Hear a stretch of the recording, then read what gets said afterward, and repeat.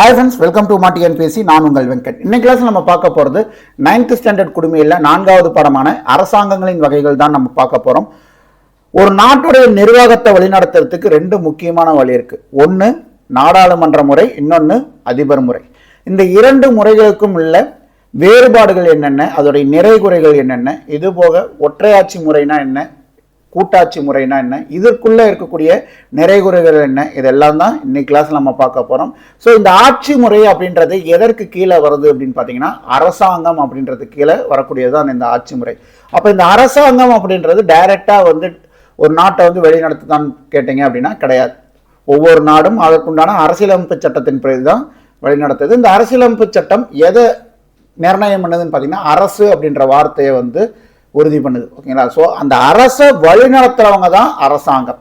ஒன்றும் இல்லை, for example ஒரு லெட்டர் பேட் இருக்குன்னு வைங்களேன், ஒரு சீஃப் மினிஸ்டர் இல்லைனா பிரசிடென்ட் இல்லைனா ஒரு பிரைம் மினிஸ்டர் அப்படின்ற இடத்துல சைன் பண்ணக்கூடிய அத்தாரிட்டிஸ் பார்த்தீங்கன்னா காலத்துக்கும் அவங்களே இருப்பாங்களான்னு பார்த்தீங்கன்னா கிடையாது. அவங்களுக்கான காலம் என்பது 5 ஆண்டுகள். அதற்கப்புறம் வேற யாரோ வரலாம், இல்லை அவங்களே மீண்டும் மக்களால் தேர்ந்தெடுக்கப்பட்டாங்கன்னா அவங்க திருப்பி வரலாம். அப்போ அந்த லெட்டர் பேடு தான் பார்த்தீங்கன்னா அரசு. அது நிலையானது, அது மாறவே மாறாது. அதற்கு இருக்கக்கூடிய கொள்கைகள் அப்படின்றது அரசியலமைப்பு சட்டத்தால் கொடுக்கப்பட்டது, அதுவும் மாறாது. அப்ப யார் மாறுவாங்கன்னு பாத்தீங்கன்னா அதை டிரைவ் பண்ணக்கூடிய ஃபோர்ஸான அரசாங்கங்கள் மாறும். இன்னைக்கு டிஎம்கே இருக்கலாம், நாளைக்கு ஏடிஎம்கே வரலாம், இல்லை வேற ஏதாவது கட்சிகள் வரலாம். ஆனா அந்த அரசு, தமிழ்நாடு அரசு அப்படின்ற விஷயம் என்னாலும் மாறாது. அப்ப அந்த அரசு அப்படின்ற சொல் எங்க இருந்து வந்தது அப்படின்றத நம்ம பார்த்துருவோம். இந்த அரசு அப்படின்ற சொல் பாத்தீங்கன்னா பிரெஞ்சு மொழியில இருந்து வந்துச்சு. பிரெஞ்சு மொழியில கவர்னர் அப்படின்ற வார்த்தையில இருந்து எடுக்கப்பட்டதுதான் இந்த அரசு. அது மட்டும் கிடையாது, ஈவன் லத்தீன் மொழியில இருந்து பாத்தீங்கன்னா இந்த வார்த்தை எடுக்கப்பட்டதா சொல்றாங்க. லத்தீன் மொழியில குபர்னர் அப்படின்ற வார்த்தையில இருந்தும் நம்ம சொல்லக்கூடிய இந்த அரசு, கவர்னன்ஸ் அப்படின்ற வார்த்தை எடுக்கப்பட்டதா சொல்றாங்க. இந்த குபர்னர் அப்படின்றது என்ன பொருள்படுது அப்படின்னு பாத்தீங்க அப்படின்னா இயக்கு, ஆட்சி செய், வழிநடத்து, ஆள், அதாவது டைரக்ட், ரூல், கைட், கவர்ன். ஒரு அரசாங்கம் மக்களை எப்படி ஆட்சி செய்யணும்னு சொல்லக்கூடிய அந்த 4 சொற்றொடர்களை இணைத்து வந்ததுதான் பாத்தீங்கன்னா அந்த லத்தீன் சொல்லான குபர்னர் அப்படின்றது. இதுல இருந்து பெறப்பட்டதுதான் அந்த கவர்னன்ஸ், தமிழ்ல அரசு அப்படின்ற சொல். இந்த அரசுடைய பிரதான நோக்கம் என்ன கொள்கையில இந்த அரசு செயல்படுது? அரசாங்கங்கள் அல்ல, அரசு எந்த கொள்கையில செயல்படுது அப்படின்னு பாத்தீங்க அப்படின்னா ஒரு மாநிலத்துடைய விருப்பத்தையும் மக்களுக்கான பொதுநல கொள்கையும் உருவாக்கி ஒரு கருவிதான் பாத்தீங்கன்னா அரசாங்கங்கள். இதை டெரைவ் பண்றது எதுன்னு பாத்தீங்கன்னா அரசு தான். ஓகேங்களா? ஸோ இந்த கொள்கையை அரசு வச்சுட்டு இருக்கு. அதை ஓகே, நான் இந்த கொள்கையெல்லாம் ஏத்துக்கிறேன், இதெல்லாம் மக்களுக்கு நான் செய்யறேன் அப்படின்ட்டு அந்த கார்ல உட்காந்து அதை டிரைவ் பண்ணிட்டு போறது தான் வரக்கூடிய அரசாங்கங்கள். அரசமைப்பு பாத்தீங்கன்னா 3 தூண்களா பிரிச்சு வச்சிருப்பாங்க. என்னென்ன துறைன்னு பாத்தீங்க அப்படின்னா சட்டமன்றம், நிர்வாகத்துறை, அதுக்கப்புறம் நீதித்துறை. இந்த மூன்றையும் பாத்தீங்கன்னா இந்த இந்திய அரசாங்கத்துடைய ஒரு 3 தூண்களா இந்த 3 விஷயத்தையும் வச்சிருப்பாங்க. இது பாத்தீங்கன்னா நம்மளுடைய ஆட்சி முறையில இது 3மே ஒன்னோடு ஒண்ணு சார்ந்தது தான். ஓகேங்களா? யாருடைய அதிகாரம் தலை தூக்குகிறதோ அப்போ இன்னொரு டிபார்ட்மெண்ட் தலையில குட்டு வச்சு, இல்ல இது இந்திய அரசியலமைப்பு இப்படி சொல்லலை அப்படின்ட்டு குட்டு வச்சு கரெக்டா வழிநடத்தி கொண்டு போகக்கூடிய விஷயங்கள், அதற்கு ஆதாரமா இருக்கக்கூடிய அரசமைப்பு சட்டம், நம்மளுடைய இந்திய அரசியலமைப்பு சட்டம். அது ஒரு 3 தூண்களை கொண்டு வந்திருக்கு. அதன்படிதான் பாத்தீங்கன்னா அந்த அரசியலமைப்பு சட்டம் அப்படின்றது கொண்டு வரப்பட்டு வழிநடத்தி கொண்டு போயிட்டு இருக்காங்க. ஆள்பவர்களும் சரி, இங்கு வாழ்பவர்களும் சரி, அதன் அடிப்படையில் தான் இங்க இயங்கிட்டு இருக்காங்க. ஸோ வாங்க கிளாஸ்க்குள்ள போலாம். ஸோ கிளாஸை ஸ்கிப் பண்ணாமல் பாருங்க. இதில் பார்த்தீங்க அப்படின்னா புத்தகத்தை குறிப்பில் ஒரு 3 குறிப்பு பார்த்தீங்கன்னா தப்பாக கொடுத்துருப்பாங்க. அதை நான் கிளாஸ் எடுக்கும்போது அந்த டாபிக் வரும்போது நான் சொல்கிறேன். அதை நீங்கள் நோட்ஸ் எடுக்கும்போது கரெக்ட் பண்ணிக்கோங்க. ஓகேவா? சட்டமன்றம், நிர்வாகத்துறை, நீதித்துறை, இந்த 3மே பார்த்தீங்கன்னா அரசாங்கத்துடைய உறுப்புகளாக கருதப்படுறது. இந்த உறுப்புகள் தான் பார்த்தீங்கன்னா அரசுடைய செயல்பாடுகளை நடைமுறைப்படுத்துது. ஸோ இதில் தான் ஒற்றையாட்சி முறை, கூட்டாட்சி முறை, நாடாளுமன்ற ஆட்சி முறை, ஜனாதிபதி ஆட்சி முறை அப்படின்ட்டு இதை தான் வகைப்படுத்துறாங்க. ஓகேங்களா? ஸோ இப்போ இந்த ஒற்றையாட்சி முறை, கூட்டாட்சி முறை, இது ரெண்டுக்கு என்ன வித்தியாசம் அப்படின்னு பார்த்தீங்க அப்படின்னா நம்ம ஒற்றையாட்சி முறையை ஃபாலோ பண்றோமா, கூட்டாட்சி முறையை ஃபாலோ பண்றோமான்னு பார்த்தீங்க அப்படின்னா இந்தியா ஒரு கூட்டாட்சி ஆட்சி முறையை ஃபாலோ பண்ணக்கூடிய ஒரு நாடு தான். ஆனால் முழுமையா நம்ம கூட்டாட்சி முறையை தான் ஃபாலோ பண்றோமான்னு கேட்டீங்கன்னா கிடையாது. ஓகேங்களா? ஸோ கூட்டாட்சி முறை அப்படின்றது மத்திய மாநில அரசுகளுக்கு சரியான என்ன சொல்றது, அந்த அதிகார பகிர்வு அப்படின்றது சரியா இருக்கணும். ஆனா இங்க இந்தியாவில் அப்படி இருக்கா அப்படின்னு கேட்டீங்கன்னா கிடையாது. ஒரு 60-40 அப்படின்ற மாதிரி இருக்கும். ஸோ அதனாலதான் இது முழுமையான ஒரு கூட்டாட்சி ஆட்சி முறை கிடையாது. அதே சமயம் இந்தியா அப்படின்றது ஒற்றையாட்சி முறை கடைபிடிக்கக்கூடிய நாடு அல்ல. ஆனா ஒற்றையாட்சி முறையிலிருந்து ஒரு சில விஷயங்கள் நம்ம அடாப்ட் பண்ணியிருக்கோம், இந்தியா அடாப்ட் பண்ணியிருக்கு. அதெல்லாம் என்னென்ன விஷயங்கள் அடாப்ட் பண்ணியிருக்காங்க ஒற்றையாட்சி முறையிலிருந்து அப்படின்றத நம்ம பின்னாடி பார்ப்போம். அரசாங்கம் அப்படின்றது ஒரு அரசுடைய நிர்வாக செயல்பாடுகளை குறிப்பதுதான் அரசாங்கம். இப்ப அந்த அரசாங்கத்துடைய வேலை என்னன்னு பாத்தீங்க அப்படின்னா மக்களுக்கு தேவையான சட்டங்களை இயற்றி அவற்றை நடைமுறைப்படுத்துறது தான் வந்து பாத்தீங்கன்னா அரசாங்கத்துடைய வேலை. அதற்கான அதிகாரம் அப்படின்றது அரசாங்கத்திற்கு கொடுத்திருக்கு. ஏன்னா அரசாங்கம் அப்படின்றது அரசுடைய நிர்வாக செயல்பாடுகளை செய்யக்கூடிய ஒரு அமைப்பு தான் வந்து பாத்தீங்கன்னா இந்த அரசாங்கம் அப்படின்றது. ஓகேங்களா? சோ இந்த அரசாங்கம் மக்களுக்கான சட்டங்களை இயற்றி அவற்றை நடைமுறைப்படுத்தக்கூடிய அதிகாரம் படைத்தது. இது எந்தெந்த மாதிரி சட்டங்கள் இயற்றும்? பொதுமக்கள் நலன் சார்ந்த சட்டங்கள் இயற்றும்.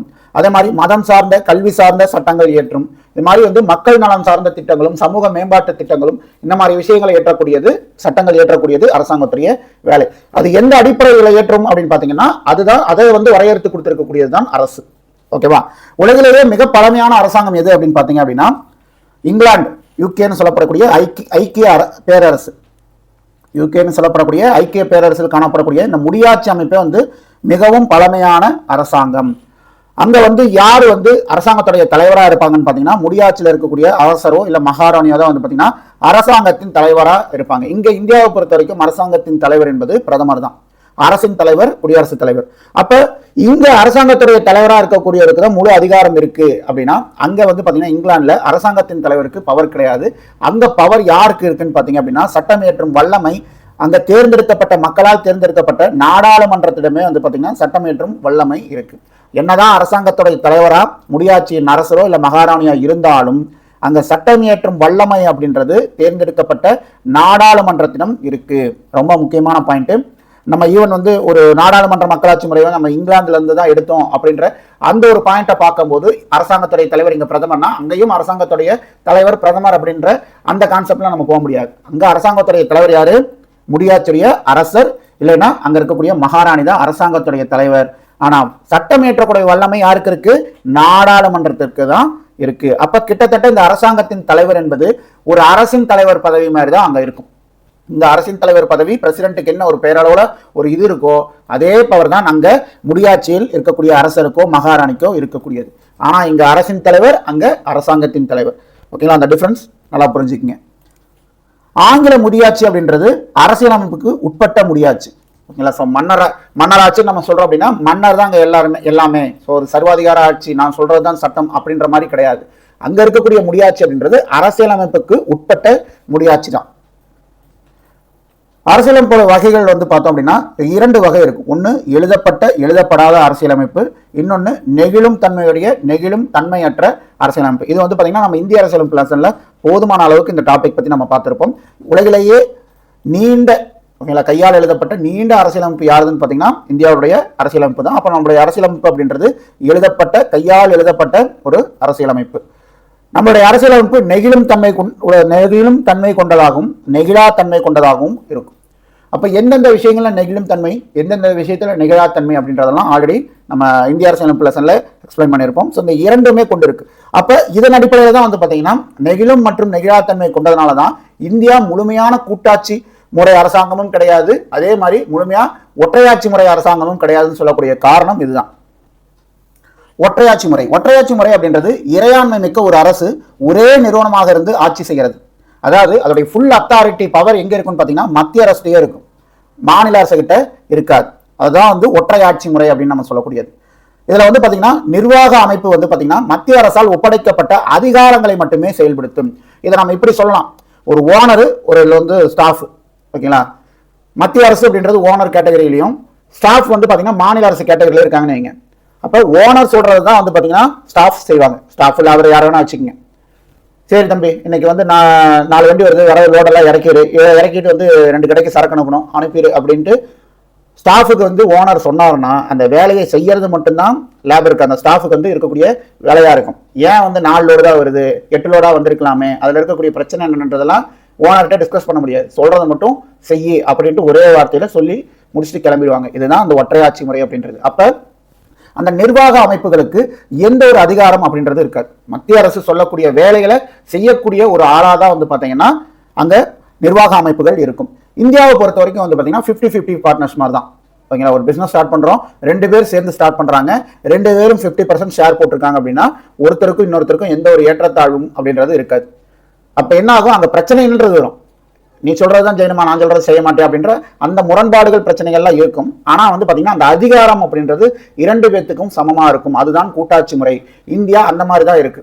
ஆனா அது 50-50 இருக்கான்னு பாத்தீங்கன்னா கிடையாது. ஒரு 60-40 இருக்குது இந்தியா. ஓகேங்களா, 60% அதிகாரம் நமக்கு மத்திய அரசு கிட்டையும் 40% அதிகாரம் மாநில அரசு கிட்டையும் இருக்கு. இது வந்து பாத்தீங்கன்னா நம்மளுடைய பொதுப்பட்டியல் மேல யார் வந்து சட்டமேற்றும் அதிகாரம் கொண்டது அப்படின்றதுலயே நமக்கு தெரியும். ஓகேங்களா, பொதுப்பட்டியல் மேல 2 மாநில அரசாகட்டும் மத்திய அரசாகட்டும் 2 பேருமே சட்டம் ஏற்றலாம்.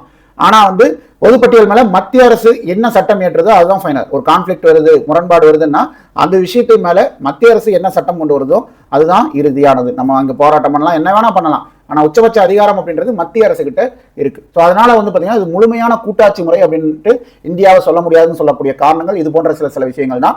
இப்போ ஈவன் வந்து பாத்தீங்கன்னா நம்மளுடைய இதே சிட்டிசன்ஷிப்பே வந்து பாத்தீங்கன்னா குடியுரிமையே வந்து பாத்தீங்கன்னா ஒற்றை குடியுரிமை தான்.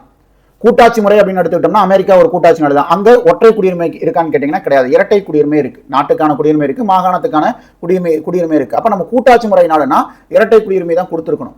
ஆனா நம்ம கொடுத்துருக்கிறது ஒற்றை குடியுரிமைன்னு கொடுத்துருக்கோம். அது எங்க இருந்து எடுக்கப்பட்டது? இந்த ஒற்றை ஆட்சி முறையில இருந்து எடுக்கப்பட்ட விஷயம். அப்ப நம்ம ஒற்றை ஆட்சி முறையும் நம்மளுடைய அரசமைப்புல வந்து இன்வால்வ் பண்ணியிருக்கோம், கூட்டாட்சி முறையும் பெரும்பாலும் இன்வால்வ் பண்ணியிருக்கோம். ஓகேங்களா, ஒரு 10% ஒற்றையாட்சி முறைனா 90% கூட்டாட்சி முறையை ஃபாலோ பண்றோம். இப்படி ஞாபகம் வச்சுக்கோங்க. அப்போ ஒற்றையாட்சி முறையோட அதிகாரம் யார்கிட்ட இருக்கு? மத்திய அரசுகிட்ட இருக்கு. அவங்க நிர்வாக அமைப்பு எப்படி இருக்கும்? மத்திய அரசு சொல்லக்கூடிய ஒப்படைக்கப்பட்ட பணிகளை செய்யக்கூடிய அதிகாரம் மட்டும்தான் வந்து பாத்தீங்கன்னா நிர்வாகத்திட்ட இருக்கும். இந்த ஒற்றையாட்சி முறை எந்தெந்த நாட்டில் ஃபாலோ பண்றாங்கன்னு பாத்தீங்கன்னா இங்கிலாந்துல, பிரான்ஸ்ல, ஜப்பான்ல, இலங்கையில, இதெல்லாம் வந்து பாத்தீங்கன்னா இது போக வந்து பாத்தீங்கன்னா சீனா, எகிப்து, இதெல்லாமே ஒற்றையாட்சி முறை ஃபாலோ பண்ணக்கூடிய நாடுகள். நம்ம வந்து இங்கிலாந்து நாடாளுமன்ற ஆட்சி முறைக்கு ஃபாலோ பண்றோம். அதே மாதிரி ஒற்றையாட்சி முறையில ஒரு சில விஷயங்கள் நம்ம எடுத்திருக்கோம். முழுமையா நம்ம இங்கிலாந்தை ஃபாலோ பண்றோமான்னு கேட்டீங்கன்னா அதுவும் கிடையாது. ஏன்னா நம்ம பலதரப்பட்ட நாடுகள்ல இருந்து நமக்கு தேவையான விஷயங்களை எடுத்து அதை ஃபாலோ பண்ணிட்டு இருக்கோம். நம்ம அமெரிக்கால இருந்து ஒரு சில விஷயம் எடுத்திருப்போம், இங்கிலாந்துல இருந்து எடுத்திருப்போம், அயர்லாந்துல இருந்து எடுத்திருப்போம், ரஷ்யால இருந்து எடுத்திருப்போம், ஆஸ்திரேலியால இருந்து எடுத்திருப்போம், ஜெர்மனில இருந்து எடுத்திருப்போம், கனடால இருந்து எடுத்திருப்போம், சவுத் ஆப்பிரிக்கால இருந்து எடுத்திருப்போம். இந்த மாதிரி பல விஷயங்களை பல நாட்டுடைய அரசியலமைப்புல இருந்து நம்ம எடுத்து நம்மளுடைய அரசியலமைப்பு சட்டத்தை நம்ம உருவாக்கி இருக்கோம். ஓகேவா? ஒற்றையாட்சி முறையில் அனைத்து அதிகாரங்களும் ஒரே இடத்தில் மையப்படுத்தப்படுகிறது. ஆனா கூட்டாட்சி முறையில் கூட்டாட்சி முறையில அதிகாரம் வந்து பாத்தீங்கன்னா மத்திய அரசு, மாநில அரசு அப்படின்ட்டு உங்களுக்கு இரண்டா வந்து பகிரப்படும்.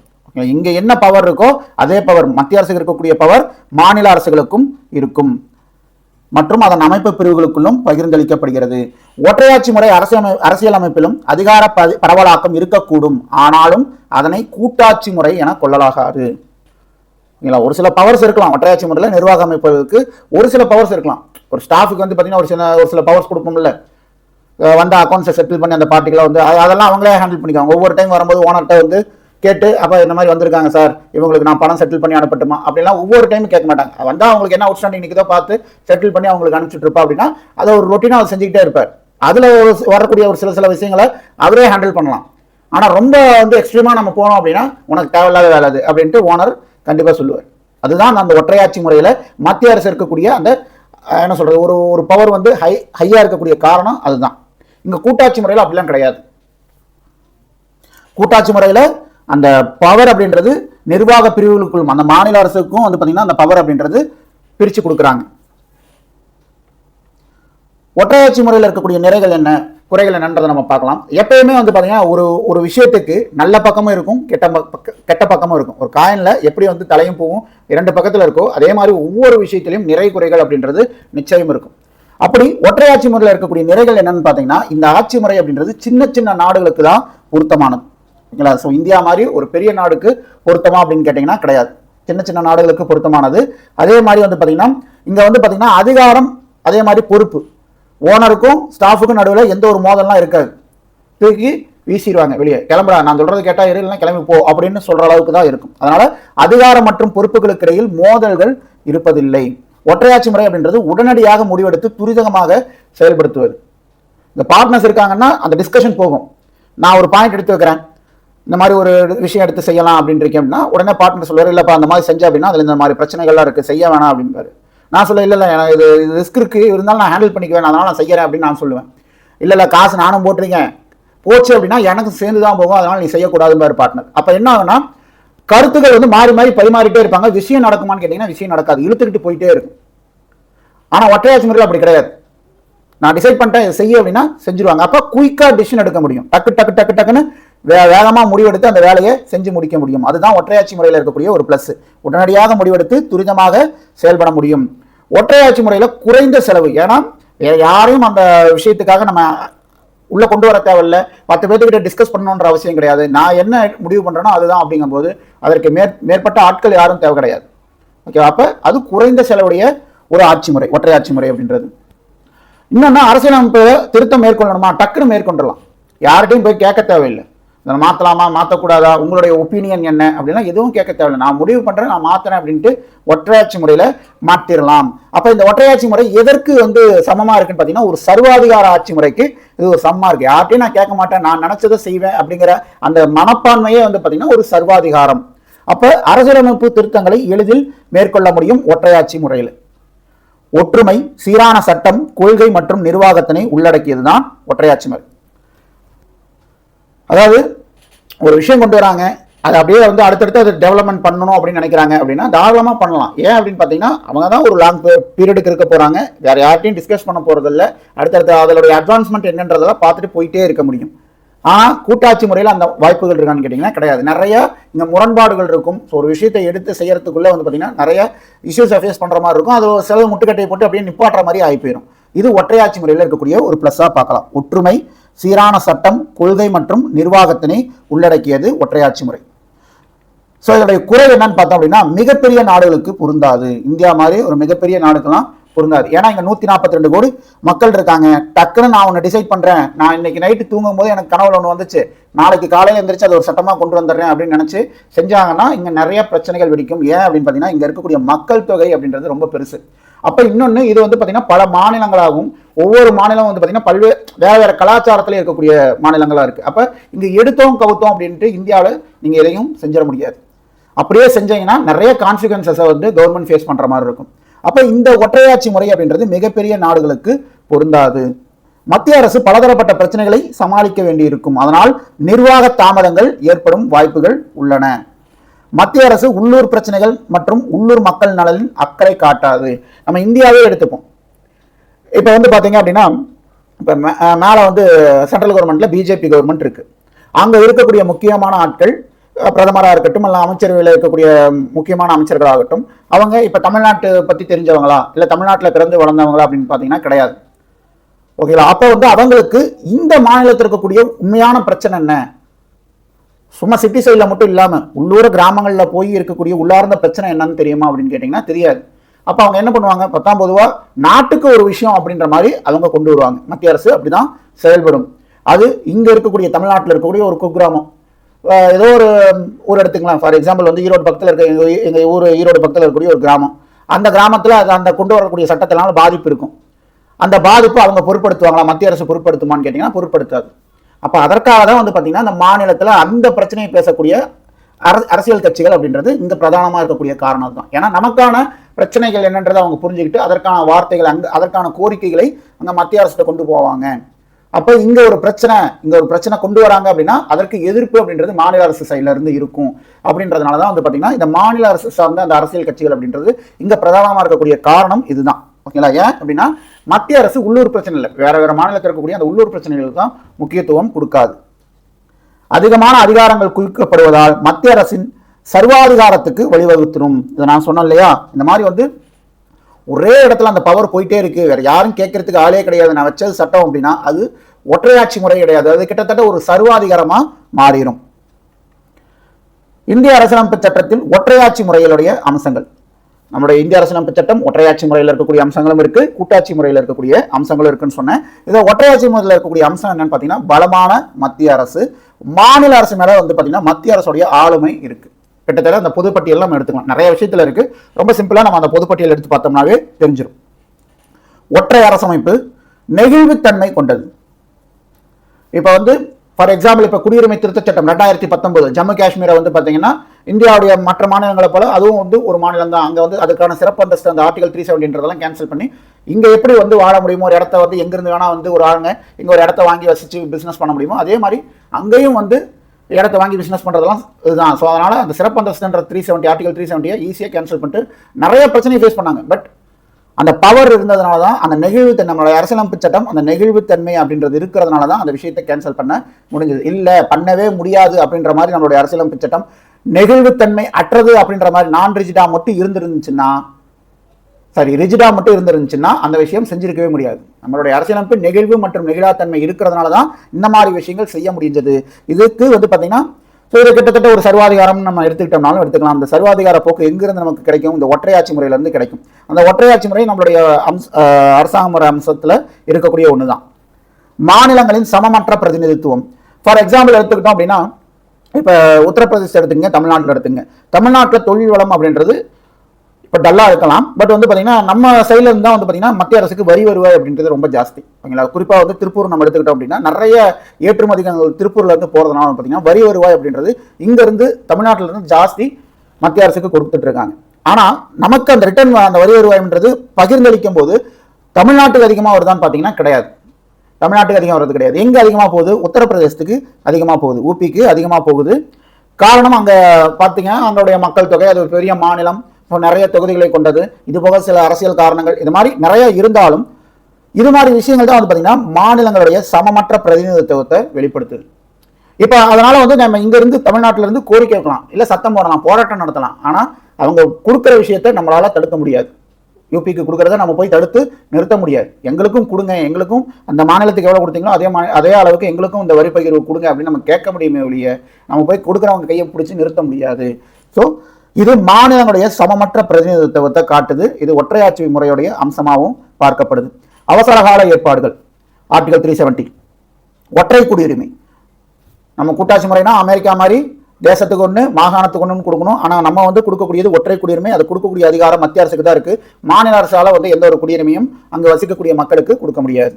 ஒருங்கிணைக்கப்பட்ட ஒற்றை நீதித்துறை. நம்முடைய நீதித்துறை அப்படின்றது பார்த்தீங்கன்னா ஒற்றை படிநிலையை கொண்டது. உச்சபட்ச அதிகாரம் யார்கிட்ட இருக்கு? உச்ச நீதிமன்றத்துக்கிட்ட தான் இருக்கு. அதற்கு கீழே உயர் நீதிமன்றங்கள், அதற்கு கீழே உங்களுக்கு மாவட்ட நீதிமன்றங்கள், கீழமை நீதிமன்றம், துணை நீதிமன்றம், அப்படி போகும். ஸோ அப்போ எங்கேருந்து நீங்கள் போனீங்கனாலும் அதிகபட்சமாக உச்ச நீதிமன்றத்துக்கு தான் போக முடியும். அதை தாண்டி நீங்கள் போகிறதுக்கு இந்தியாவில் வேற எந்த ஒரு நீதித்துறையும் கிடையாது. அப்போ இது ஒற்றை படிநிலையை கொண்டது ஒருங்கிணைக்கப்பட்ட ஒற்றை நீதித்துறை. இது பார்த்தீங்கன்னா ஒற்றையாட்சி முறையில் வரக்கூடிய ஒரு அம்சம். ஆளுநர்கள் மத்திய அரசினால் நியமிக்கப்படுதல். இது நியமிக்கப்படுதல் அப்படின்றத நம்ம சொல்றதை விட தேர்ந்தெடுக்கப்படுதல் நம்ம சொல்லலாம். ஏன் நியமிக்கப்படுறது யாராலும் பார்த்தீங்கன்னா குடியரசுத் தலைவர் தான் ஆளுநரை நியமிப்பாங்க, மத்திய அரசு கிடையாது. இதுதான் இந்திய அரசியலமைப்பு சட்டத்தில் இருக்கக்கூடிய ஒற்றையாட்சியுடைய அம்சங்கள். கூட்டாட்சி முறை. கூட்டாட்சி முறை அப்படின்றது தேசிய அரசுக்கு, அதாவது மத்திய அரசுக்கும் மாநில அரசுக்கும் இருக்கக்கூடிய உறவின் அடிப்படையில் தான் அந்த நாடு ஒற்றையாட்சி முறையை ஃபாலோ பண்ணுதா இல்லை கூட்டாட்சி முறையை ஃபாலோ பண்ணுதா அப்படின்றது நமக்கு தெரிய வரும். இப்போ இந்தியாவை பொறுத்த வரைக்கும் நம்ம சொல்லிட்டோம், பல டைம் நான் சொல்லிட்டேன். ஸோ கூட்டாட்சி முறை முழுமையாக கிடையாது, அதே டைம் இந்தியாவுக்கு ஒற்றையாட்சி முறையும் கிடையாது. ரெண்டும் கலந்தது. சமய சந்தர்ப்பத்துக்கு தகுந்த மாதிரி தன்னை கூட்டாட்சி முறையாகவும் காட்டிக்கும், இல்லை சமய சந்தர்ப்பத்துக்கு தகுந்த மாதிரி தன்னை ஒற்றையாட்சி முறையாகவும் காட்டிக்கும். பட் பெரும்பாலும் 60% பார்த்தீங்கன்னா கூட்டாட்சி முறையில் தான் இருக்கு. ஓகேவா? 60-40. 60% சென்ட்ரல் கவர்மெண்ட்னா 40% ஸ்டேட் கவர்மெண்ட். அதிகாரங்களை பகிர்ந்து அவரவர் எல்லைக்கு உட்பட்டு சுதந்திரமாக செயல்படுவது கூட்டாட்சி முறை. மாநில அரசும் மத்திய அரசும் அவங்களுடைய அதிகாரத்தை சரிசமமாக பிரிச்சுக்கிட்டு அவங்கவுங்க எல்லைக்கு உட்பட்டு அந்த அதிகாரத்தை செயல்படுத்தி சட்டம் இயற்றி மக்களுக்கு உண்டான நலன்களை செய்யறது தான் பார்த்தீங்கன்னா உண்மையான கூட்டாட்சி முறை.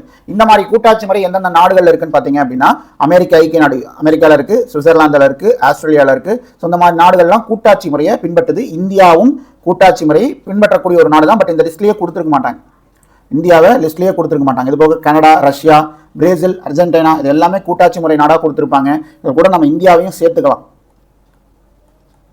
ஓகேவா? இந்தியா ஒரு கூட்டாட்சி முறை தத்துவத்தால் இயங்கப்படக்கூடிய ஒரு நாடு தான் இந்தியாவும். அப்போ எந்தெந்த நாடு?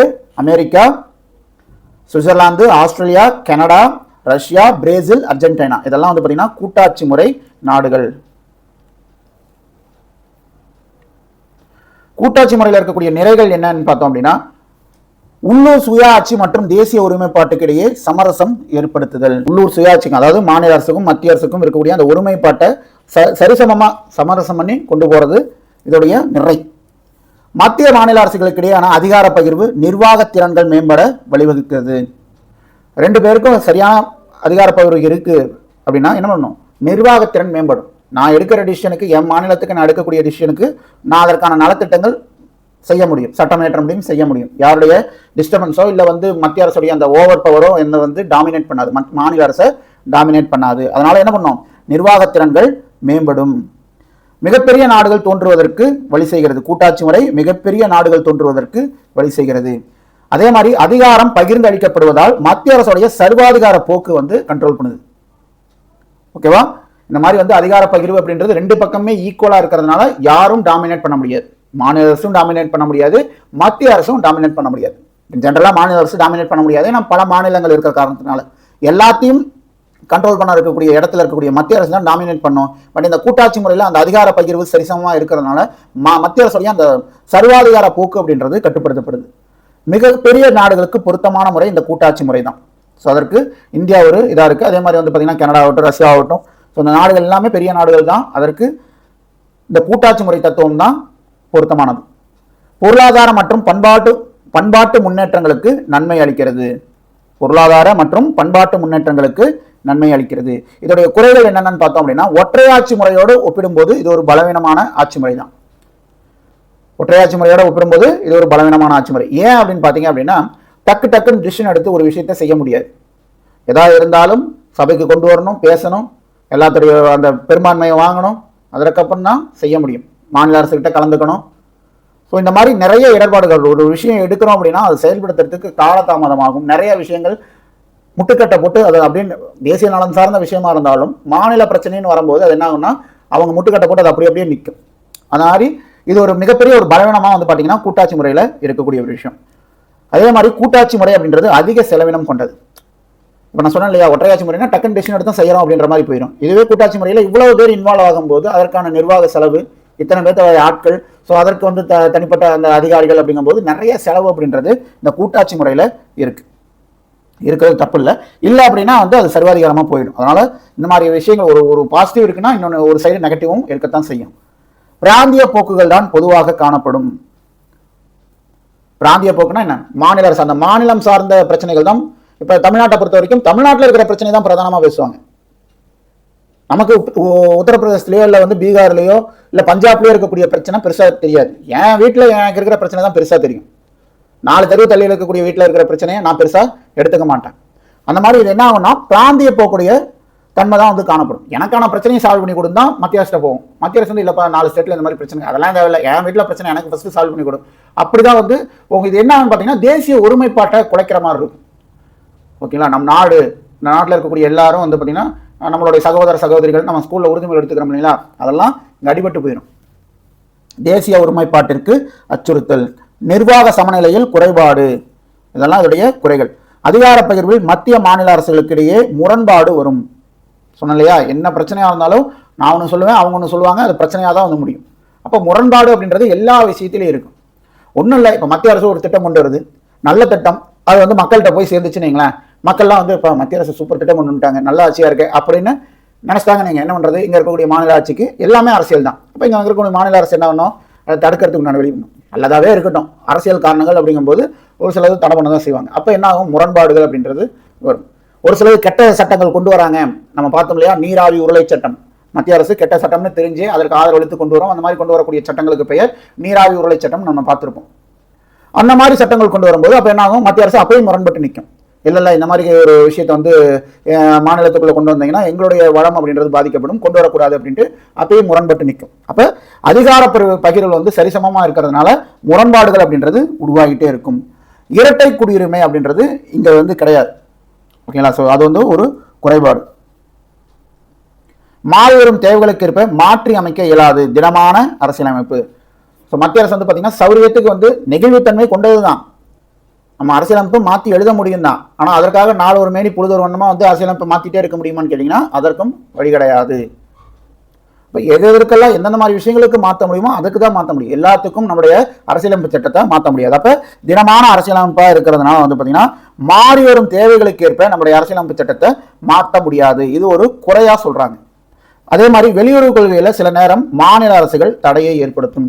இப்போ மாநில அரசை பொறுத்த வரைக்கும் தமிழ்நாடையே நான் ஒரு எக்ஸாம்பிளாக வைக்கிறேன். இப்போ வந்து பார்த்தீங்கன்னா அமெரிக்கா வந்து அதிகமான வரி விதிப்பு டேரிஃபை வந்து கொண்டு வந்தாங்க. அது யாருக்கு பாதிப்போ இல்லையோ தெரியல, தமிழ்நாட்டுக்கு ஒரு மிகப்பெரிய பாதிப்பு. அது திருப்பூரை பொறுத்த வரைக்கும் பார்த்தீங்கன்னா மிகப்பெரிய ஒரு பாதிப்பு. ஏன்னா இங்கிருந்து நிறைய ஆயத்தாளர்கள் ரெடிமேட் கார்மெண்ட்ஸ் வந்து அங்கே ஏற்றுமதி பண்ணுவாங்க. அப்போ அந்த டேரிஃப் அப்படின்றது ஜாஸ்தியாகும் போது அந்த பிஸ்னஸ் அப்படின்றது ஸ்டாப் ஆகுது. ஸோ அதனால பெருமளவில் பாதிக்கப்படக்கூடிய ஒரு மாநிலமாக தமிழ்நாடு இருக்கு. ஆனால் அங்கே டேரிஃப் வந்து இவ்வளோ ஜாஸ்தியாக இருக்கிறனால அந்த பிஸ்னஸ் பண்ணக்கூடாது அப்படின்றது சென்ட்ரல் கவர்மெண்ட்டுடைய பாலிசி. ஓகேங்களா? ஸோ அது வந்து அதற்கு பின்னாடி நிறைய காரணங்கள் இருக்குன்னு வைங்க. அப்போ இது என்ன ஆகுனா நேரடியாக பாதிக்கப்படக்கூடிய ஒரு மாநிலமாக தமிழ்நாடு இருக்கும்போது இந்தியாவுடைய வெளியுறவு கொள்கையில இவங்க போய் முற்ற மாதிரி இருக்கும். இல்லை இங்க நிறைய பேர் பாதிக்கப்படுறாங்க, அப்போ நீங்க அவங்க கூட சமரசமா போகணும் அப்படின்ற கோரிக்கை இந்த தமிழ்நாடு அரசு கிட்ட இருந்து போகும். அப்போ இது எதிர போய் இது பண்ற மாதிரி இருக்கு, முற்ற மாதிரி இருக்குன்னு பார்த்தீங்கன்னா இந்தியாவுடைய வெளியுறவு கொள்கையில போய் முற்ற மாதிரி இருக்கும். ஓகேங்களா? ஒரு அவங்களுடைய வெளியுறவு கொள்கையில தடையை ஏற்படுத்துற மாதிரி இருக்கும். அப்போ ஒரு சமரசத்துக்கு மத்திய அரசு உடன்படுற மாதிரி வரும். அவங்களுடைய வெளியுறவு கொள்கையில ஒரு சமரசத்துக்கு உடன்படுற மாதிரி வரும். இந்த மாதிரி வந்து பார்த்தீங்கன்னா சம பகிர்வு, அதிகார பகிர்வு அப்படின்றதுலையும் பிரச்சனைகள் இருக்கு, நிறைகளும் இருக்கு, குறைகளும் இருக்கு. ஒற்றையாட்சி முறை மற்றும் கூட்டாட்சி முறைகளுக்கு இடையேயான வேறுபாடு என்னன்னு பார்த்தோம்னா ஒரே ஒரு அரசு அல்லது துணைக்குழுக்கள் மட்டும்தான் இருக்கும். இங்கு 2 நிலையில் அரசாங்கம், ஒன்று மாநில அரசாங்கம், இன்னொன்று மத்திய அரசாங்கம். பெரும்பாலும் ஒரே குடியுரிமை. நம்ம இந்தியா இந்த ஒரே குடியுரிமை என்ற விஷயத்தை ஒற்றையாட்சி முறையிலிருந்து எடுத்தது.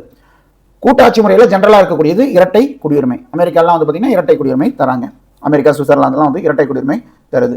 துணைக்குழுக்கள் தன்னிச்சையாக செயல்பட இயலாது. ஆனால் வந்து பார்த்தீங்கன்னா கூட்டாட்சியில் குழுக்கள் மத்திய அரசுக்கு உட்பட்டவை தான். அவங்களுக்கும் அந்த அதிகார பகிர்வு அப்படின்றது இருக்கு. அதிகார பகிர்வு இல்லை, அதிகார பகிர்வு உண்டு. மையப்படுத்தப்பட்ட அதிகாரம் அந்த மத்திய அரசுக்கு தான் எல்லா பவரும் இருக்கு. இங்க அதிகார பரவல் அப்படின்றது இருக்கு. மத்திய அரசு, மாநில அரசு அப்படின்ட்டு எல்லாத்துக்கும் அந்த அதிகாரம் அப்படின்றது கொடுத்துருக்காங்க. இந்திய அரசியலமைப்புடைய கூட்டாட்சி முறையுடைய அம்சங்கள் என்னன்னு பார்த்தோம்னா இரட்டை அரசாங்கம், மாநில அரசாங்கம், மத்திய அரசாங்கம் அப்படின்ற இரட்டை அரசாங்கம் கூட்டாட்சி முறையுடைய அம்சமா இருக்கு. எழுதப்பட்ட அரசியலமைப்பு, இந்த கூட்டாட்சி முறையில் வந்து பார்த்தீங்கன்னா எழுதப்பட்ட அரசியலமைப்பு. அதிகார பகிர்வு, அரசியலமைப்பின் உயர் அதிகாரம், அரசியலமைப்பின் உயர் அதிகாரம். இங்க எதற்கு வந்து பவர் ஜாஸ்தி இருக்கு? நம்முடைய அரசமைப்பு சட்டத்துக்கு தான் இருக்கு. அரசியலமைப்புக்கு தான் உயர் அதிகாரம் இருக்கு. நாட்டின் உச்சபட்ச சட்டமாக அரசியலமைப்பு சட்டம் விளங்குகிறது. மத்திய மாநில அரசுகளால் ஏற்றப்படும் சட்டங்கள் அனைத்தும் அந்த விதிகளுக்கு உட்பட்டு தான் அமையணும். அடிப்படை கட்டமைப்புக்கு பாதிப்பு ஏற்படுத்துற மாதிரி ஒரு சட்டம் வந்து நாடாளுமன்றத்தாலேயோ இல்லை சட்டமன்றத்திலேயோ ஏற்றப்படுதுன்னா நம்ம எங்க போய் வந்து கேஸ் கொடுக்கலாம்? உச்சநீதிமன்றத்துக்கே கேஸ் கொடுக்கலாம். நெகிழும் தன்மையற்ற அரசியலமைப்பு, சுதந்திரமான நீதித்துறை. அப்போ வந்து பார்த்தீங்கன்னா சுதந்திரமான நீதித்துறை அப்படின்றது தான் வந்து பார்த்தீங்கன்னா ஒன் ஆஃப் த தூண் நம்ம சொல்கிறோம். ஓகேங்களா? அப்போ இந்த மாதிரி நாடாளுமன்றமோ சட்டமன்றமோ அரசாங்கங்கள் வந்து பார்த்தீங்கன்னா மக்களை வஞ்சிக்குது அப்படின்னா அதை வந்து ஏற்றுக்கணுன்ற அவசியம் கிடையாது. மக்கள் வந்து நீங்கள் என்ன செஞ்சாலும் சரி சாமி நான் ஏற்றுக்கிறேன் அப்படின்ற இடத்துல கிடையாது. அதற்கான அதிகாரம் வந்து பார்த்தீங்கன்னா அரசியலமைப்பு சட்டம் நீதித்துறைக்கு கொடுத்துருக்கு. மக்களுக்கு இந்த மாதிரி ஒரு பாதிப்பு ஆளக்கூடிய அரசாங்கங்களாக ஏற்படும் போது மக்கள் டைரக்டாக ஆக்ட் வரலாம், நீதிமன்றத்துக்கு அணுக முடியும். நீதிமன்றத்தை அணுகி ஆர்டிகல் 32 பிரகாரம் அவங்களுக்கான உரிமையை நிலைநாட்ட முடியும். அப்போ அந்த அளவுக்கு ஒரு சுதந்திரமான நீதித்துறையை கொடுத்திருக்கக்கூடியது கூட்டாட்சி முறையுடைய அம்சம். 2 அவை ஆட்சி, மாநிலங்களவை, மக்களவை அப்படின்ட்டு 2 அவைகள் ஆட்சி அப்படின்றது இருக்கக்கூடியது தான் கூட்டாட்சி முறை. நவீன மக்களாட்சி வந்து 2 வகையான ஆட்சி இருக்கு. ஒன்று நாடாளுமன்ற முறை மக்களாட்சி, இன்னொன்று அதிபர் முறை மக்களாட்சி. இந்த 2 டைப் ஆஃப் மக்களாட்சி அப்படின்றது இருக்கு. இதுலயும் வந்து பாத்தீங்க அப்படின்னா அதோடைய சிறப்பம்சம் இருக்கு, நிறை குறைகள் அப்படின்றது இருக்கு. நாடாளுமன்ற முறை மக்களாட்சி பத்தி நம்ம பார்த்துருவோம். இதை பொறுத்த வரைக்கும் பாத்தீங்க அப்படின்னா நாடாளுமன்ற ஆட்சி முறையில் சட்டமன்றத்தில் கொள்கை மற்றும் செயல்களுக்கு நிர்வாகத்துறை பொறுப்பேற்கிறது. இது யார் நிர்வாகத்துறை அப்படின்னா வேற யாரும் கிடையாது, பிரதமர், அமைச்சரவை. இதுதான் நிர்வாகத்துறை. எக்ஸிக்யூட்டிவ் அப்படின்னு சொல்லப்படக்கூடிய நிர்வாகத்துறை, பிரதமர், அமைச்சரவை, இதுதான் வந்து பார்த்தீங்கன்னா நிர்வாகத்துறை. இவங்க தான் வந்து பார்த்தீங்கன்னா சட்டமன்றத்தில் கொண்டு வரக்கூடிய அந்த கொள்கைகள் மற்றும் செயல்பாடுகளுக்கு முழுவதும் பொறுப்பேற்பாங்க. இந்த நாடாளுமன்றத்துக்கு பொறுப்பேற்கக்கூடிய இந்த மக்களவைக்கு பொறுப்பு யாரு? இந்த நிர்வாகத்துறை தான். பிரதமர், அமைச்சரவை உட்பட இருக்கக்கூடிய அந்த நிர்வாகத்துறை தான் மக்களவைக்கு முழு பொறுப்பு. இந்த நாடாளுமன்ற ஆட்சி முறை அப்படின்றது நம்ம எங்க இருந்து எடுத்திருந்தோம்? இங்கிலாந்துல இருந்து எடுத்திருந்தோம். இங்கிலாந்துல அந்த அமைப்பு ஆட்சி முறைக்கு என்ன பேருன்னு பார்த்தீங்கன்னா வெஸ்ட்மினிஸ்டர் அரசாங்க மாதிரி அப்படின்றது வெஸ்ட்மினிஸ்டர் அப்படின்றது தான் பேரு. அந்த ஆட்சி முறை தான் நம்ம இந்தியாவில் ஃபாலோ பண்ணிட்டு இருக்கோம். ஸோ அப்போ நம்ம ஃபாலோ பண்ணக்கூடிய நாடாளுமன்ற ஆட்சி முறைக்கு என்ன பேரு? வெஸ்ட்மினிஸ்டர். இது போக வந்து பார்த்தீங்கன்னா அமைச்சரவை அரசாங்கம், பொறுப்பு அரசாங்கம், இதெல்லாம் அதற்கான பேர் தான். ஜென்ரலாக நம்ம சொல்லக்கூடியது வெஸ்ட்மினிஸ்டர் அரசாங்கம் மாதிரி அப்படின்னு சொல்லுவோம். இந்த ஆட்சி முறை எந்தெந்த நாட்டில் இருக்குன்னு பார்த்தீங்கன்னா இந்த வெஸ்ட்மினிஸ்டர் முறை ஆட்சி முறை பிரிட்டனில் இருக்கு, ஏன்னா நம்ம அங்கேருந்து எடுத்திருக்கோம். ஜப்பானில் இருக்கு, கனடாவில் இருக்கு, இந்தியாவில் இருக்கு. நம்ம இந்தியாவில் வந்து பார்த்தீங்கன்னா நம்ம நாடாளுமன்றத்தை என்னன்னு சொல்லுவோம், பார்லிமெண்ட்னு சொல்லுவோம். இந்த மாதிரி பார்த்தீங்கன்னா ஒவ்வொரு நாட்டுடைய அந்த சட்டமன்றத்துக்கு ஒவ்வொரு பெயர் இருக்குது. அது என்னென்னு பார்ப்போம். இஸ்ரேலுக்கு வந்து பார்த்தீங்கன்னா கெனசெட், இஸ்ரேல் நாட்டில் இருக்கக்கூடிய நாடாளுமன்றத்துடைய பெயர் கெனசெட். ஜெர்மனில் இருக்கக்கூடிய நாடாளுமன்றத்தின் பெயர் பந்தேஸ்டாக். டென்மார்க்கு போக்டிங், டென்மார்க் என்ன போக்டிங்.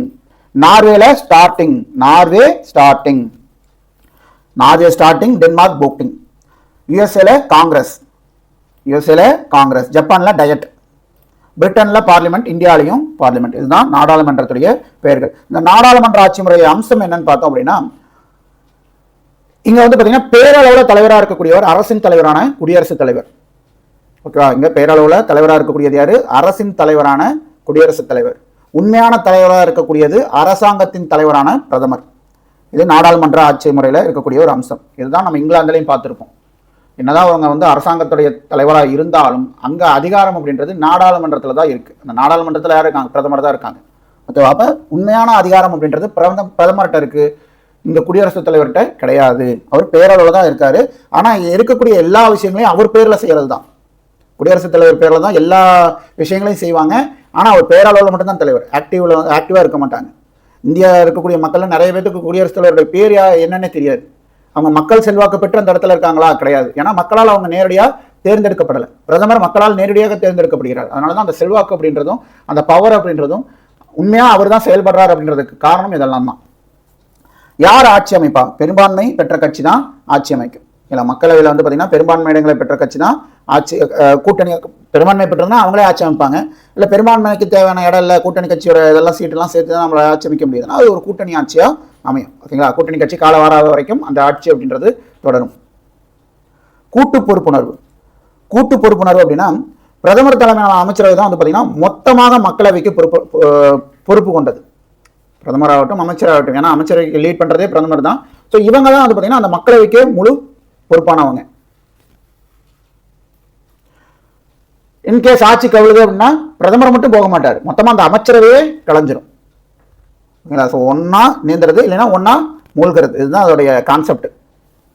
இரட்டை உறுப்பினர். இது என்ன இரட்டை உறுப்பினர்னு கேட்டீங்க அப்படின்னா, சட்டமன்ற உறுப்பினர்கள் இருந்து தான் அமைச்சர்கள் தேர்ந்தெடுக்கப்படுவாங்க.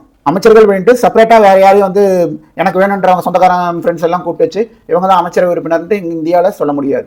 சட்டமன்ற நாடாளுமன்ற உறுப்பினர்கள் தான் வந்து பார்த்தீங்கன்னா அந்த அமைச்சரவையில் பங்கு பெறக்கூடிய உறுப்பினர்களாக இருப்பாங்க. அப்போ இரட்டை உறுப்பினர்கள், ஒன்று அமைச்சரவை உறுப்பினராக இருப்பார், இன்னொன்று சட்டமன்ற உறுப்பினராகவும் இருப்பார். இதுதான் அந்த இரட்டை உறுப்பினர் அப்படின்றது. பிரதம மந்திரி தலைமை.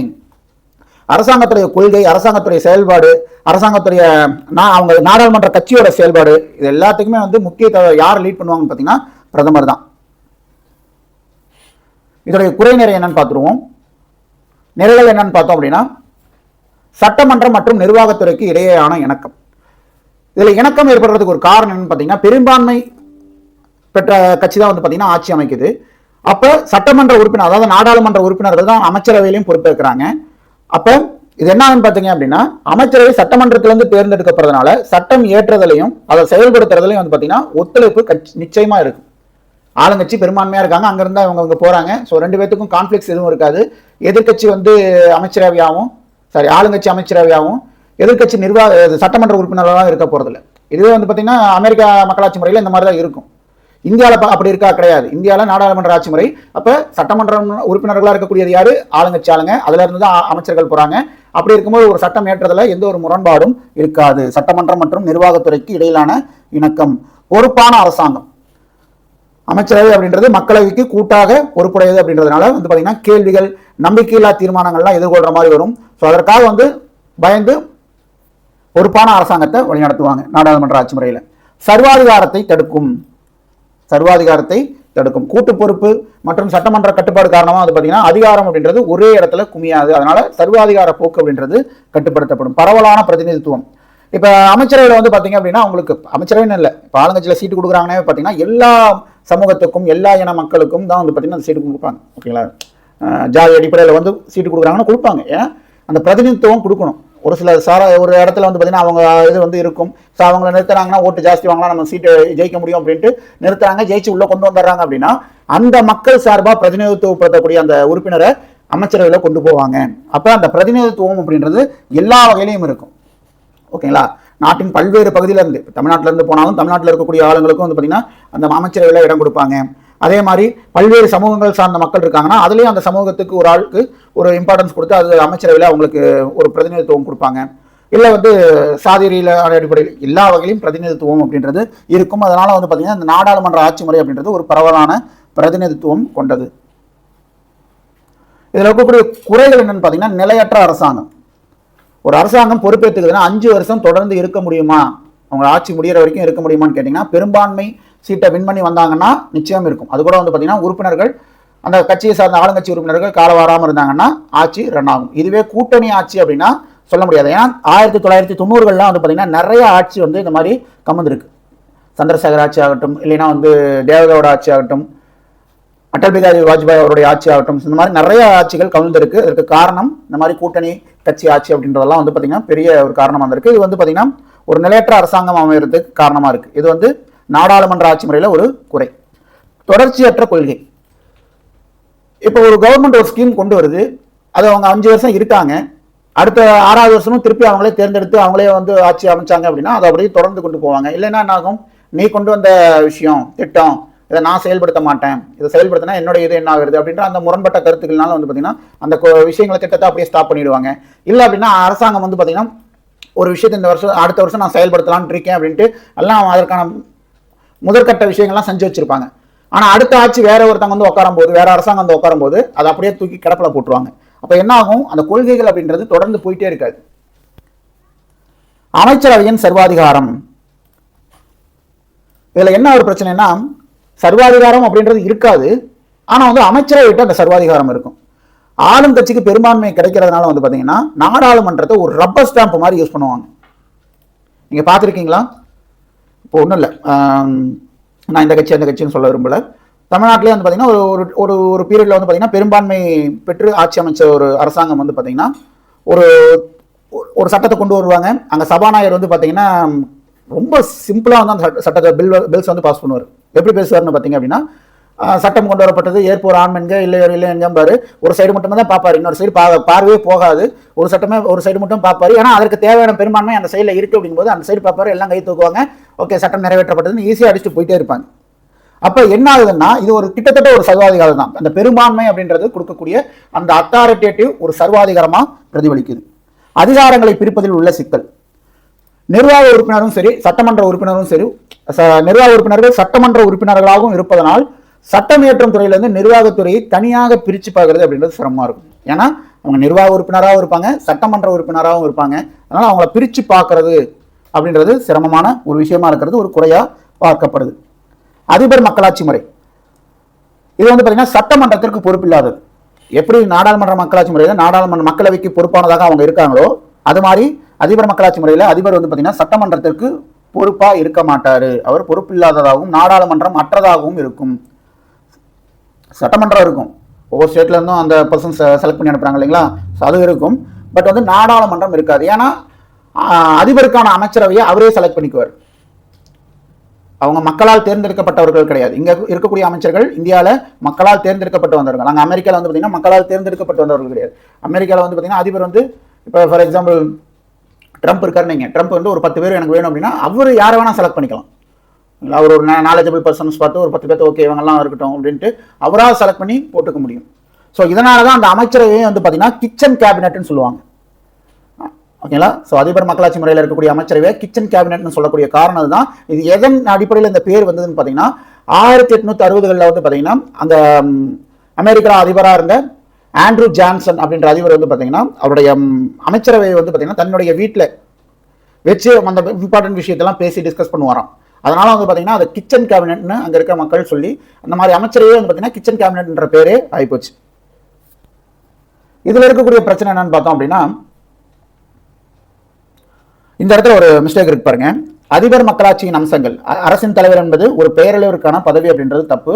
ஸோ அங்கே வந்து பேரளவிற்கான பதவி கிடையாது. அதிபர் தான் வந்து பார்த்தீங்கன்னா அரசாங்கத்துடைய தலைவரும் அவர் தான், அரசின் தலைவரும் அவர் தான். பேரளவிற்கான பதவியெல்லாம் கிடையாது. இப்போ ஒரு ட்ரம்ப் எடுத்துக்கிட்டோம் அப்படின்னா ட்ரம்ப்ல என்ன பேரளவிற்கான தலைவராக இருக்காரு. எல்லா பிரச்சனைக்கும் அவர் தான் வந்து என்ன சொல்றது சூப்பர் பவராக வந்து பிரச்சனையும் அவர் தான், ப்ராப்ளமும் அவர் தான், எல்லாமே அவராக தான் இருக்காரு.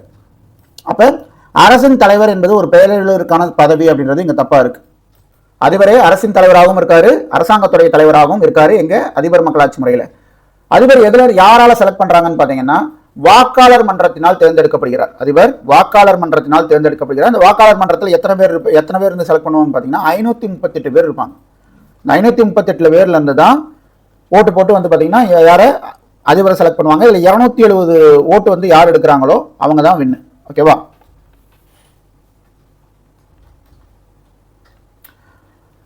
எப்படி வந்து இந்திய அரசாங்கத்தில் வந்து பாத்தீங்கன்னா நீதித்துறை, சட்டமன்ற, நிர்வாகம் இதெல்லாம் வந்து பாத்தீங்கன்னா 3 தூணா இருக்கோ அங்கேயும் அதே மாதிரி தான். ஆனா அங்க வந்து பாத்தீங்கன்னா சுதந்திரமாக இயங்கும் அமைப்பு, ஒண்ணுக்கு ஒண்ணு சாராது. இங்க ஒண்ணுக்கு ஒண்ணு சார்ந்தது, அங்க ஒண்ணுக்கு ஒண்ணு சாராது. மற்றபடி எல்லாமே சிமிலர் தான். இங்கேயும் சுதந்திரம் தான், அங்கேயும் சுதந்திரம் தான். அங்க ஒண்ணுக்கு ஒண்ணு சாராதது இந்த 3 விஷயம். சட்டமன்றமாகட்டும், நிர்வாகத்துறை ஆகட்டும், நீதித்துறை ஆகட்டும், இந்த 3மே அதோடைய அதிகாரங்கள் 3ம் தனித்தனியாக பிரிக்கப்பட்டு சுதந்திரமாக இயங்கும் அமைப்பு. இந்த ஆட்சி முறையுடைய நிறைகள் என்னென்னு பார்த்தோம்னா இது ஒரு ஜனநாயகம் தான். ஏன் அப்படின்னு பார்த்தீங்கன்னா அதிபர் மக்களால் தான் தேர்ந்தெடுக்கப்படுகிறார். ஓகேவா? அதனால வந்து பார்த்தீங்கன்னா அது ஒரு ஜனநாயக முறை தான். அதிபரின் முறையான கட்டுப்பாடு.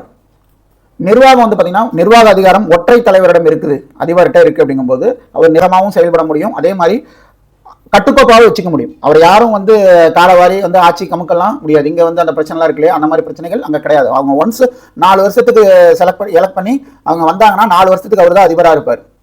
சரிங்களா? ஸோ அதனால இந்த பெரும்பான்மை இல்லை, அதனால இவர் இன்னிலிருந்து அதிபர் கிடையாது,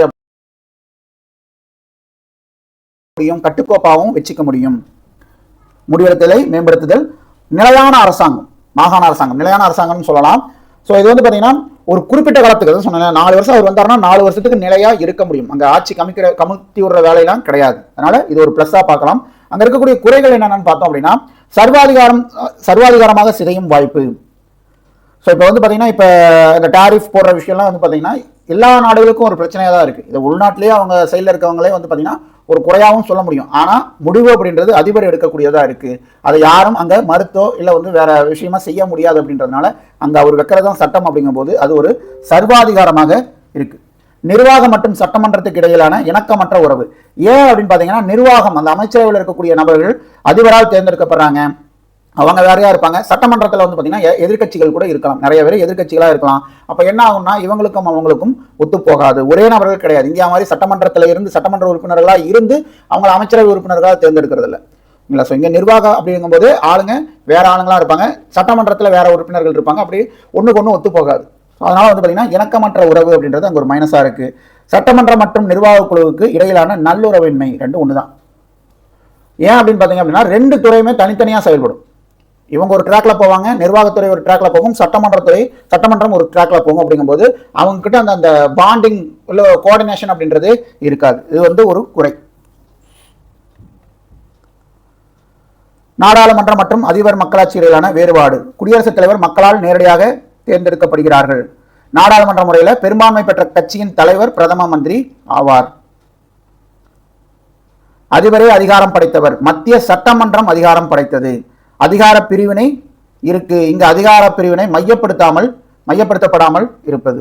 சுதந்திரமாக செயல்படும் பிரிவுகள் அந்த பார்த்தோம் இல்லையா, சட்டமன்றம், நீதித்துறை, நிர்வாகத்துறை, இந்த 3மே சுதந்திரமாக செயல்படும். இங்கேயும் வந்து பார்த்தீங்கன்னா தனித்தனியான சார்புடைய செயல்பாடுகளை கொண்ட பிரிவு. அதே 3 பிரிவு தான், ஆனால் இங்கே சார்புடைய செயல்பாடுகள் இருக்கும், அங்கே அது சுதந்திரமாக செயல்படும். மாகாணத்தின் தலைவர் அதிபர், அரசின் தலைவர் குடியரசுத் தலைவர். அரசாங்கத்தின் தலைவரும் இங்க அதிபர் தான். அங்க வந்து அரசாங்கத்துடைய தலைவரும் அதிபர் தான். இங்க இந்தியாவில் வந்து பார்த்தீங்கன்னா அரசாங்கத்துடைய தலைவர் பிரதம அமைச்சர். தனிநபர் தலைமை, கூட்டு தலைமை. மகாசபையின் செயல்களுக்கு அதிபர் பொறுப்பை ஏற்க மாட்டார். அதாவது சட்டமன்றத்துக்கு, ஓகேங்களா, அங்க இருக்கக்கூடிய சட்டமன்றத்துக்கு அதிபர் பொறுப்பேற்க மாட்டார். இங்க வந்து பார்த்தீங்கன்னா கூட்டு மற்றும் தனித்தனியான பொறுப்புகள் இருக்கு. இந்தியாவில் வந்து பார்த்தீங்கன்னா மத்திய மாநில அரசுகளுக்கான இடையே உள்ள உறவை பற்றி விவரிக்கக்கூடிய விதிகள் இருக்கு. இதை வந்து பார்த்தீங்கன்னா என்னென்ன உறவுகள் அப்படின்னு பார்த்தீங்கன்னா சட்டமன்ற உறவுகள், நிர்வாக உறவுகள், நிதி உறவுகள், இந்த 3 உறவுகள் இருக்கு. இந்த சட்டமன்ற உறவுகள் அப்படின்றது விதி 245 இருந்து 255 வரைக்கும். ஸோ அப்போ இதை வந்து ஒரு எளிமையாக ஞாபகம் வச்சுக்கிறதுக்கு நான் சொல்கிறேன். ஸோ உங்களுக்கு அது யூஸ்ஃபுல்லாக இருந்தால் ஃபாலோ பண்ணிக்கங்க. 24 மணி நேரமும் 5 வருஷமும் வந்து பார்த்தீங்கன்னா சட்டமன்ற உறவு வந்து நம்ம என்ன சொல்கிறது, மத்திய அரசு கூட வச்சிருக்கணும். ஓகேங்களா, ஒரு மாநில அரசு 24 மணி நேரமும் 5 வருஷத்துக்கு 24 மணி நேரமும் வச்சிருக்கணும். ஓகேங்களா, நல்லா வச்சிருந்தீங்க அப்படின்னா நீங்கள் 2 டைம் கூட நல்லா வச்சிருந்து நீங்கள் வேணுன்ற திட்டங்களை இங்கே மாநிலத்துக்கு கொண்டு வந்தீங்க அப்படின்னா நீங்கள் 2 டைம் கூட ஆட்சி பண்ண முடியும். ஏன்னா இங்கே 2 டைம் தான் மேக்ஸிமம் பண்ணியிருக்காங்க, 3ஆவது டைம் யாரும் போனதில்லை. அப்படிங்கும்போது அந்த கணக்கு எடுக்கும்போது இன்னொரு கூடுதலாக ஒரு 5 வருஷம், அப்போ 245 255 வரை. நிர்வாக உறவுகள் வந்து 256 விதி 256 263 வரை. நிதி உறவுகள் வந்து பார்த்தீங்கன்னா 264 ஸ்டார்ட் ஆகும். நிதி உறவு நிதி பற்றி ஸ்டார்ட் ஆகும். இதில் நிதி உறவு மத்திய மாநிலோடைய நிதி உறவு வந்து பார்த்தீங்கன்னா 268 ஸ்டார்ட் ஆகக்கூடியது. 294 வரைக்கும் கொடுத்துருக்காங்க, தப்பு. இது 293 வரைக்கும் தான் வந்து பார்த்தீங்கன்னா நிதி உறவுகள் இருக்கு. ஓகேங்களா, மத்திய மாநில அரசு நிதி உறவுகள் பேசக்கூடிய விதி 268 293 வரைக்கும் இருக்கும். 294வது விதி பார்த்தீங்கன்னா உங்களுக்கு சொத்தை பற்றி பேச ஆரம்பிச்சிடும். மத்திய மாநில அரசுடைய நிதி பற்றி பேசாது, சொத்தை பற்றி பேசும். ஸோ 7ஆம் அட்டவணையில் வந்து பார்த்தீங்கன்னா மத்திய பட்டியல், மாநில பட்டியல், பொதுப்பட்டியல் அப்படின்னு கொடுத்துருப்பாங்க. ஸோ அந்த துறையில் இருக்கக்கூடிய விஷயத்து மேலே யார் சட்டம் இயற்றலாம் அப்படின்ற அந்த அதிகார பகிர்வு இங்கே இருக்கும். மத்திய பட்டியலில் வந்து பார்த்தீங்கன்னா மொத்தம் 100 துறைகள் இருக்கு. மாநில பட்டியலில் 61 துறைகளும், பொதுப்பட்டியலில் 52 துறைகளும் இருக்கு.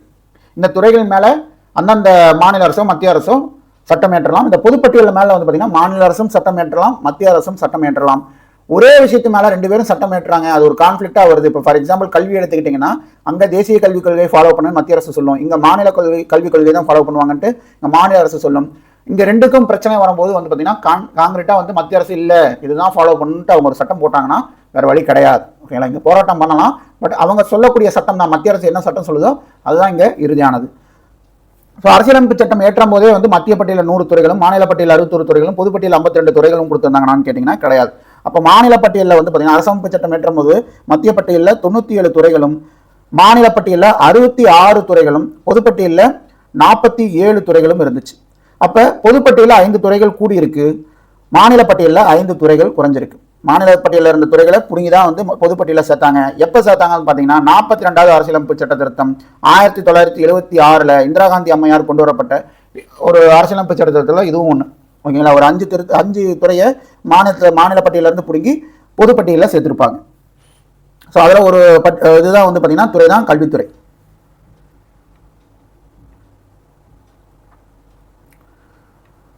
மொத்த தேசிய மகிழ்ச்சி, கிராஸ் நேஷனல் ஹாப்பினஸ், நமக்கு ஒன்று தெரியும், ஜிடிபி தெரியும், இல்லைன்னா ஜிஎன்பி தெரியும். இது என்ன ஜிஎன்ஹெச், கிராஸ் நேஷனல் ஹாப்பினஸ் அப்படின்னா இதெல்லாம் பொருளாதாரம் சார்ந்தது. ஒரு நாட்டை வந்து பொருளாதார அடிப்படையில் நம்ம எந்த நிலையில் இருக்கோம்னு தெரிஞ்சுக்கிறதுக்காக யூஸ் பண்ணக்கூடியது அந்த ஜிடிபி, ஜிஎன்பி அப்படின்றதெல்லாம். இந்தியா சார்ந்து உலக நாடுகள் பெரும்பாலும் இந்த அடிப்படையில் தான் போகும். ஓகேங்களா, நம்மளை எந்த ரேங்க்ல வச்சுக்க முடியும் அப்படின்றது பொருளாதாரம் தான் நியமிக்கும். ஓகேங்களா, பொருளாதாரம் தான் டிசைட் பண்ணும் ஒரு நாடு இந்த ரேங்க்ல இருக்கு அப்படின்ட்டு. ஆனால் வந்து பூட்டான் வந்து பார்த்தீங்கன்னா இதை மாத்துச்சு. என்னென்ன மாத்துச்சுன்னு பார்த்தீங்கன்னா, என் நாட்டை வந்து பொருளாதார ரீதியாக வந்து ரேங்கிங் பண்ணக்கூடாது, என்னோட நாடு அப்படின்றது மகிழ்ச்சியின் அடிப்படையில் நிர்ணயம் பண்ணணும். மக்கள் சந்தோஷமா இருந்தாங்கன்னா போதும், என் நாடு மக்கள் சந்தோஷமா இருந்தாங்கன்னா போதும், பொருளாதாரம் அப்படின்றதெல்லாம் செகண்டரி அப்படின்ற மாதிரி கொண்டு வந்தாங்க. யார் கொண்டு வந்தாங்கன்னு பார்த்தீங்கன்னா பூட்டானுடைய 4ஆம் அரசரான ஜிக்மே சிங்கி. ஓகேங்களா, ஜிக்மே சிங்கியே வான்சுக் அப்படின்றவரை கொண்டு வரப்பட்டது இந்த மொத்த தேசிய மகிழ்ச்சின்னு சொல்லப்படக்கூடிய கிராஸ் நேஷனல் ஹாப்பினஸ். இவர் எப்போ இந்த விஷயத்தை கொண்டு வந்தார்னு பார்த்தீங்கன்னா 1972 அவர் பதவி இருக்கும்போது, 4ஆம் அரசராக அவர் பதவி இருக்கும்போது இந்த விஷயத்தை கொண்டு வரார், மொத்த தேசிய மகிழ்ச்சி அப்படின்ற விஷயத்தை. புத்தகத்தில் 1970 கொடுத்துருக்காங்க, இது தப்பு. ஓகேங்களா, 1972 தான் அவர் கொண்டு வந்திருப்பார். இதோடைய தத்துவம் என்னன்னு பார்த்தீங்க அப்படின்னா, ஒரு நாட்டில் இருக்கக்கூடிய மக்கள் வந்து பார்த்தீங்கன்னா அவங்களுடைய மொத்த மகிழ்ச்சியை குறிக்கும் ஒரு குறியீடு தான் இந்த ஜிஎன்ஹெச் அப்படின்றது. இது ஐநா சபையால் அங்கீகரிக்கப்பட்டது. ஓகேங்களா, அங்கீகரிக்கப்படாதெல்லாம் கிடையாது, இந்த ஐநா சபையால் அங்கீகரிக்கப்பட்டது தான் இந்த கிராஸ் நேஷனல் ஹாப்பினஸ் அப்படின்றது. இது யாருடைய தத்துவம்னு பார்த்தீங்கன்னா பூட்டானுடைய 4ஆம் அரசரான ஜிக்மே சிங்கியே வான்சுக் அவருடைய தத்துவம். எப்போ கொண்டு வந்தாரு? 1972. எப்போ நடைமுறைப்படுத்தப்பட்டதுன்னு பார்த்தீங்கன்னா ஜூலை 18, 2008. ஸோ அப்போ கிட்டத்தட்ட வந்து பார்த்தீங்கன்னா ஒரு 36 வருஷம் கழிச்சு தான் வந்து பார்த்தீங்கன்னா நடைமுறைப்படுத்துகிறாங்க. ஓகேங்களா, பூட்டான் அரசின் இடம்பெற்றுள்ள இக்கருத்து ஜூலை 18, 2008 நடைமுறைப்படுத்தப்பட்டது. இது என்ன? ஒரு நாட்டுடைய மொத்த மகிழ்ச்சியை குறிக்கும் ஒரு குறியீடு தான் இந்த ஜிஎன்ஹெச் அப்படின்றது. இதில் என்னென்ன விஷயத்தை வந்து கன்சிடர் பண்ணுவாங்கன்னு பார்த்தீங்கன்னா, நிலையான மற்றும் சமமான சமூக பொருளாதார வளர்ச்சி, சுற்றுச்சூழல் பாதுகாப்பு மற்றும் ஊக்குவிப்பு, பண்பாடு மற்றும் நல்ல ஆட்சி, இதன் அடிப்படையில் தான் வந்து பார்த்தீங்கன்னா இந்த மொத்த தேசிய மகிழ்ச்சி அப்படின்றத அந்த குறியீடு அப்படின்றத கொண்டு வருவாங்க. மற்ற நாடுகள் ஃபாலோ பண்ணான்னு பார்த்தீங்கன்னா ஐக்கிய நாடுகள் சபையால் ஏற்றுக்கொள்ளப்பட்ட விஷயம். எப்போ ஏற்றுக்கிட்டாங்கன்னு பார்த்தீங்கன்னா 2011 ஏற்றுக்கிட்டு இருப்பாங்க. இல்லை, 2011 ஏற்றுக்கிட்டு இருப்பாங்க. 2012 வந்து பார்த்தீங்க அப்படின்னா மார்ச் 20ஆம் தேதியை வந்து பார்த்தீங்கன்னா இன்டர்நேஷனல் டே ஆஃப் ஹாப்பினஸ், உலக மகிழ்ச்சி தினம் அப்படின்ட்டு அறிவிக்கிறாங்க. ஓகேங்களா, இந்த நாளை உலக மகிழ்ச்சி தினம் அப்படின்னு அறிவிக்கிறாங்க. 2012 அறிவிக்கிறாங்க. எப்போ இருந்து செலிப்ரேட் பண்ணிட்டு இருக்காங்கன்னு பார்த்தீங்கன்னா 2013 இருந்து இந்த உலக மகிழ்ச்சி தினம் அப்படின்றது செலிப்ரேட் பண்ணிட்டு இருக்காங்க மார்ச் 20ஆம் தேதி. யாரால இதை செய்யப்பட்டதுன்னு பார்த்தீங்கன்னா ஐநா சபையால் செய்யப்பட்டது. ஓகேவா? ஸோ அப்போ இந்தியா எந்த ரேங்க்ல இருக்கு இந்த ஜிஎன்ஹெச் அடிப்படையில் பார்த்தீங்கன்னா, ஜிஎன்ஹெச் வந்து இந்தியாவோட ரேங்கிங் டிசைட் பண்ண கிடையாது. ஓகேங்களா? நம்மளுடைய ஹாப்பினஸ் ரிப்போர்ட் வந்து பார்த்தீங்கன்னா வேர்ல்டு ஹாப்பினஸ் ரிப்போர்ட்னால நமக்கு ரேங்கிங் கொடுத்துட்டு இருக்காங்க. 2025 இந்தியாவோட ரேங்க் எவ்வளோன்னு பார்த்தீங்கன்னா 118வது ரேங்க். 2025 இந்தியாவுடைய ரேங்க் 118. 2024 இந்தியாவோட ரேங்க் என்னவா இருந்ததுன்னு பார்த்தீங்க அப்படின்னா 126வது இடத்துல இருந்தது. ஓகேங்களா? World happiness report. இந்த ரிப்போர்ட்ல இந்தியாவுடைய என்ன சொல்றது ரேங்க் வந்து இதுதான். 2025 118வது இடம், 2024 126வது இடம். ஸோ கடந்த வருடத்தை விட இந்த வருடம் ஒரு 8 இடம் முன்னால இந்தியா வந்திருக்கு. இதோட வந்து பார்த்தீங்கன்னா இந்த பாடம் முடிவடையுது. புக் பேக் கொஸ்டின் பார்த்துடலாம். டேஷ் டேஷ் ஆகியவை ஒற்றையாட்சி முறைக்கான உதாரணங்கள். எந்தெந்த நாடு ஒற்றையாட்சி முறைக்கு உதாரணமாக இருக்குது? இங்கிலாந்து இருக்குது, அப்புறம் வேற எந்த நாடு இருக்கு? பிரான்ஸ் இருக்கு, ஜப்பான் இருக்கு.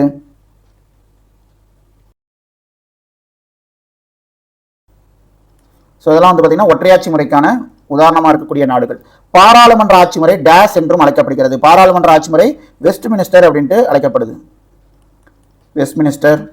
அதுக்கப்புறம் வந்து பார்த்தீங்கன்னா உங்களுக்கு அமைச்சரவை அரசாங்கம், பொறுப்பு அரசாங்கம் எப்படி வேணால் சொல்லலாம். ஓகேங்களா? ஸோ மெயினாக சொல்லக்கூடியது இந்த வெஸ்ட் மினிஸ்டர் அப்படின்றது.